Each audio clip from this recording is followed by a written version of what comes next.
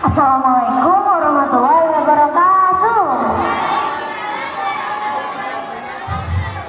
Yang terhormat Bapak Dewan Juri dan yang terhormat Bapak Ibu Guru, hadirin sekalian, teman-teman yang saya banggakan, pada kesempatan berbahagia ini izinkan saya menyampaikan salah satu tokoh penting Muhammadiyah. Inilah saya bawakan kisah jejak perjuangan Siti Walidah. Semoga kalian senang mendengarkannya. Pada masa ketika perempuan dianggap cukup tinggal di rumah, belajar dan memasak, mengaji, dan mereka tidak punya ruang untuk berkembang.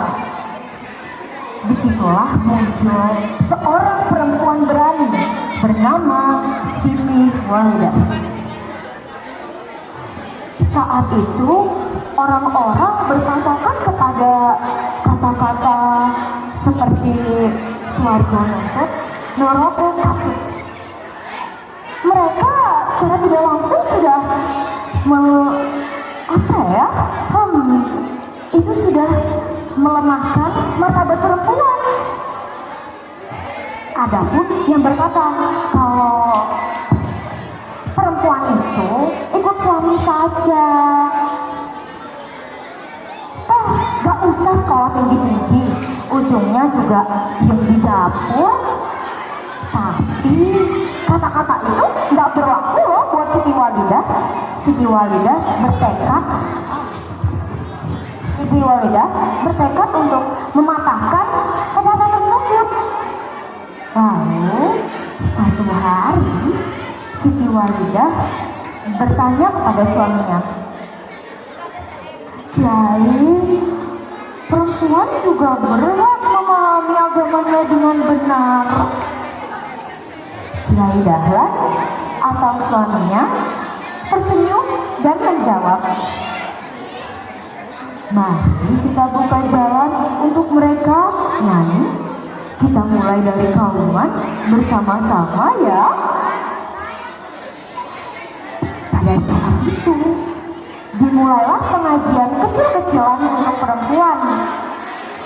Saat mengajarkan tentang surah Al-Ma'un, Siti Walidah berkata, "Ayat ini bukan hanya untuk sekedar dibaca ya. Ayat ini untuk dipahami, didalami maknanya. Karena kita sebagai manusia harus peduli kepada sesama dan patuh kepada ajaran Allah Subhanahu wa Ta'ala." Para wanita bertukar pandang. Mereka bingung.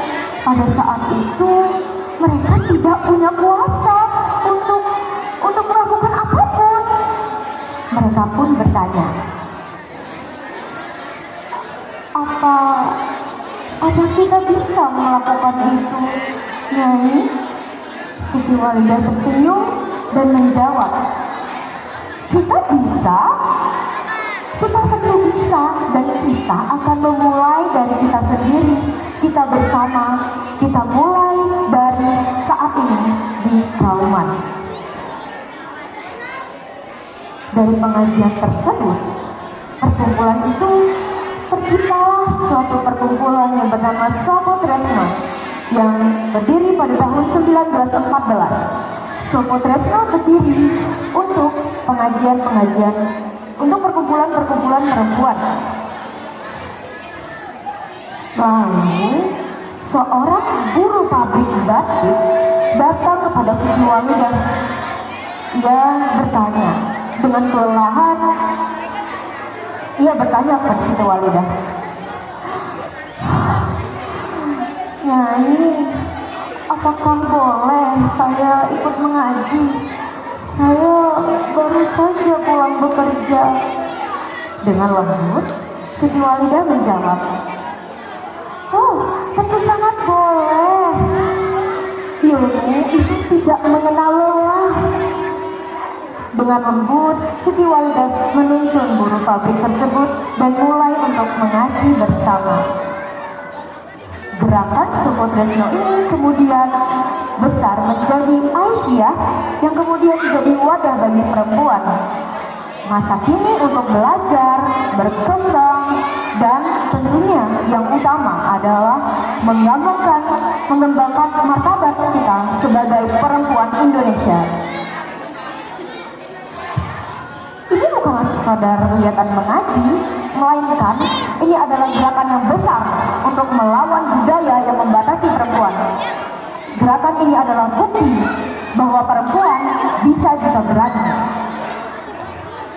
Perjuangan Siti Walidah meluas ke berbagai bidang sampai saat ini, hingga menjelang akhir hayatnya ia berpesan, "Saya titipkan kepada kalian semua Muhammadiyah dan Aisyah." Seakan-akan ia berkata pada generasi seterusnya untuk terus melanjutkan apa yang telah ia bangun. Siti Walidah adalah bukti bahwa perubahan besar bisa lahir dari langkah kecil yang ditata pelan-pelan dari ruang pengajian sederhana menuju gerakan nasional yang mengangkat martabat perempuan Indonesia. Dengan ini, saya akhiri cerita saya. Wassalamualaikum warahmatullahi wabarakatuh.